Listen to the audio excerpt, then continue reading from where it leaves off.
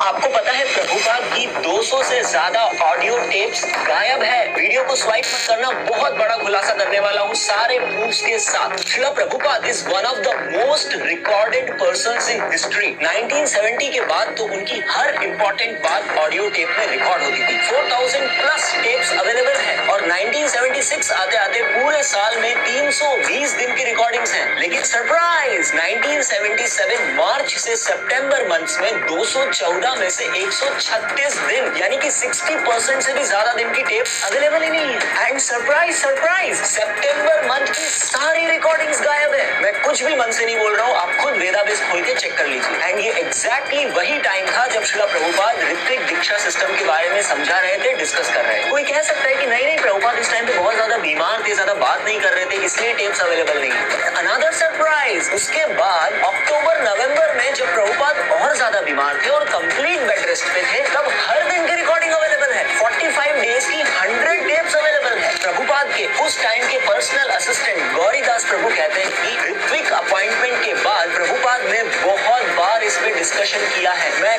खुद रिकॉर्डिंग चालू करता था, लेकिन बाद में वो वाली सारी टेप्स गायब है। रामेश्वर प्रभु को टेप्स एडिट करते हुए पकड़ा गया और 28 में ऋत्विक कॉन्वर्सेशन में भी ग्रैंड डिसाइपल वाली बात किसी और कॉन्टेक्स्ट में किसी और टेप से एडिट करके इसमें डाला है। बहुत सीनियर डिवोटी गोविंद दासी भी टेप्स के साथ छेड़छाड़ होने वाली बात को एक्सेप्ट करती है। सारे प्रूफ्स मैंने वीडियो के कमेंट में पिन कर दिए हैं। प्रभुपाद के एक और सीनियर डिसाइपल राजशेखर प्रभु ने ऑन कैमरा रिवील किया है कि प्रभुपाद के जाने के एक हफ्ते बाद ही सर हरि प्रभु उनके पास 2 बार टेंशन में आकर बोले कि जीवीसी और तमाल कृष्ण महाराज उनको बहुत सारी सेलेक्टेड टेप्स जलाने के लिए प्रेशर कर रहे हैं। Hari showed up. He said the GBC want me to burn some of the tapes.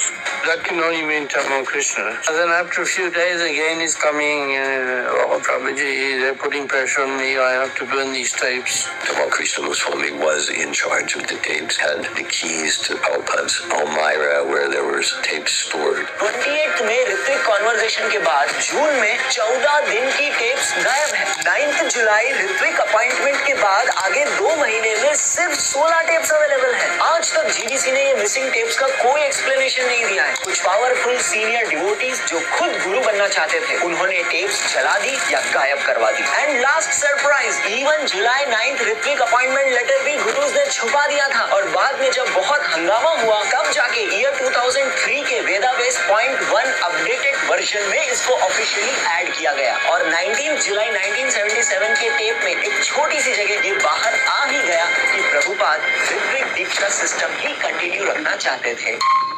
दीक्षा लेने वाले भक्त सावधान। 8 फरवरी 2018 को इस्कॉन अचानक से अनाउंस करता है कि 8 मई 2017 के बाद इस्कॉन के ये गुरु से जिसने भी दीक्षा ली है वो सब इनवैलिड है। अरे ये कोई मजाक नहीं है, कोई वैष्णव अपराध नहीं है, सच जानना जरूरी है क्योंकि ये आपके जन्म जन्मांतर की स्पिरिचुअल लाइफ का सवाल है। ये पॉपुलर गुरु जिन्होंने इस्कॉन में 17 साल दीक्षा दी, सैकड़ों शिष्य बनाए, उन्हें अचानक से इस्कॉन की सुप्रीम मैनेजरल अथॉरिटी जीबीसी ने इनअप्रोप्रिएट एंड एरेटिक बिहेवियर, अनुचित व्यवहार का हवाला देते हुए गुरु की पोजीशन से सस्पेंड कर दिया और उनके शिष्यों को बकायदा लेटर लिख के बोला कि पिछले 9 महीने में उन्होंने जितने भी भक्तों को दीक्षा दी है वो सब इनवैलिड। सोचिए उन दीक्षित भक्तों पर क्या गुजरी होगी। ऐसे ही 8 सितंबर 2022 की जीबीसी रिपोर्ट के अनुसार एक गुरु पर चाइल्ड मोलेस्टेशन के आरोप लगे और उन्होंने माफी भी मांगी। अभी कुछ महीने पहले 5 अक्टूबर 2024 की रिपोर्ट में एक और गुरु को बहुत ही रेयर डिजीज का हवाला देते हुए उनकी दीक्षा देने पर रोक लगा दी। और इम्पोर्टेंट बात, शिष्यों को कहा गया कि वो टेम्परेरीली श्रील प्रभुपाद की शरण ले ले। ISKCON law book rule number 6.5.1.3 कहता है कि आपके गुरु का अगर पतन हो जाए और जब तक वो सुधरे ना तब तक श्रील प्रभुपाद की शरण ले सकते हैं। नेक्स्ट रूल ये है कि गुरु अगर कभी भी नहीं सुधरते तो किसी और गुरु से दीक्षा ले लो। डिस्क्रिप्शन में सारे लिंक है, लॉ बुक खोल के पढ़ लीजिए। अब बहुत इंपॉर्टेंट बात, जीबीसी रेजोल्यूशन 409 कहता है कि दीक्षा लेने से पहले भक्त को प्रभुपाद की बुक्स पढ़ के समझना है कि गुरु की क्या क्या क्वालिफिकेशन योग्यताएं होनी चाहिए। फिर भक्त को जो गुरु उन योग्यताओं पे खरा उतरता हुआ लगता है उनसे दीक्षा ले ले, लेकिन at your own risk. GBC आपके गुरु की कोई जवाबदारी नहीं लेता, तो जीबीसी की बात मानिए। आपके गुरु की क्वालिफिकेशन के बारे में श्रील प्रभुपाद से ही समझते हैं। चैतन्य चरितामृता, जब कोई भक्ति के हाईएस्ट लेवल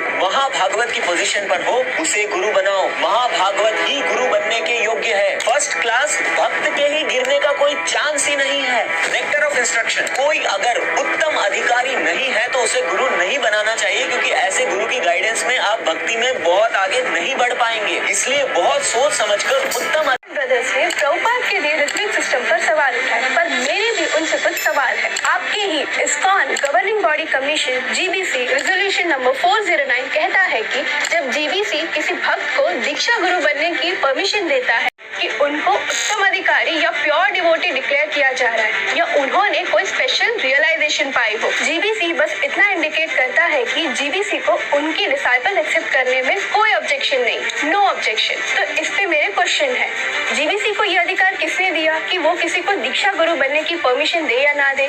क्या श्रीला प्रभुपाद ने जीबीसी को कभी अथॉरिटी दी? ये कौन से शास्त्र या परंपरा से आता है कि एक मैनेजरल कमेटी दीक्षा गुरु को एनओसी देती है या रिजेक्ट करती है? हमारी गौड़ीय परंपरा में आपने कहीं सुना है जहाँ किसी को आचार्य बनने के लिए मैनेजमेंट से एनओसी लेना पड़ता हो? इसका मतलब अभी के गुरुज को कोई अपॉइंट नहीं करता, ना ही कोई ऑर्डर देता है, बस जीबीसी से एनओसी लेकर गुरु बन जाते हैं। अरे ये आपका ही इंस्टीट्यूशनल डायरेक्टिव है, तो ये सब कौन से शास्त्र, परंपरा या प्रभुपाद के इंस्ट्रक्शन लेके आप ये सब फॉलो करते हैं? दीक्षा की डेफिनेशन है दिव्यम ज्ञानम यतो दद्यात् कुर्यात् पापस्य संशयम, जो हमें दिव्य ज्ञान दे, हमारे सारे पाप हर ले और हमें बैक टू गॉड हेड ले जाए, वो होता है एक दीक्षा गुरु। और यहाँ आपकी इंस्टीट्यूशनल डायरेक्टिव बोलता है कि हम इतना भी कंफर्म नहीं कर सकते कि आपके दीक्षा गुरु प्योर डिवोटी या उत्तम अधिकारी भी है या नहीं। तो आप किसे गुरु बनाना चाहते हैं, एक spotless pure devotee Srila Prabhupada या किसी और को? बैंगलोर यानी कि हरे कृष्णा मूवमेंट या फिर अक्षय पात्रा आपने सुना होगा, इन दोनों के बीच 25 सालों से एक कोर्ट केस चल रहा था। 16 मई को सुप्रीम कोर्ट का रिजल्ट आया और इस्कॉन बैंगलोर की जीत हुई कोर्ट केस में। तो इस्कॉन के आखिर ये दो डिविजन्स कैसे हुए? इस्कॉन बैंगलोर में श्रीला प्रभुपाद को गुरु मानते हैं और इस्कॉन के लोग कहते हैं कि गुरु फिजिकली प्रेजेंट होना चाहिए और वो श्रीला प्रभुपाद के बाद के जो उनके डिसाइपल्स हैं उनको गुरु मानते हैं। लिस्ट दी जाती है, ये आज से आपका शिष्य है, आप कुछ बोलेंगे? बोलोगे? कैसे बोलेंगे? विग्रह है। कैसे बोलेंगे रे? सुबह गुरु पूजा भी करते हो, फिर अर्च विग्रह को डिनाई करते हो। ये तो मायावादी सिद्धांत है। ज्यादा मत बोला करो, ज्यादा बोलने से यही होता है, फालतू भी बोलते हो। शर्म करो। मैं अनुरोध करूंगा, जो आपने इतने बड़ा अपराध किया है ना, मौन व्रत धारण कर लो, सिर्फ चैंटिंग करो और ये प्रचार करना बंद कर दो, आप उसके लायक नहीं। प्रभुपाद जी को ऐसा कोई लेटर मिला अपने गुरु महाराज जी से? Answer is no. एक अच्छा शिष्य अपने आप गुरु बन जाता है, अपने आप गुरु बन जाता है।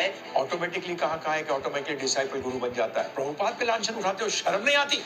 प्रभुपाद जी भी तो बन गए थे ऐसे। प्रभुपाद से प्रश्न किया गया था कि आपके गुरु महाराज ने आपको ऑथराइज किया है? तो प्रभुपाद ने कहा था हाँ।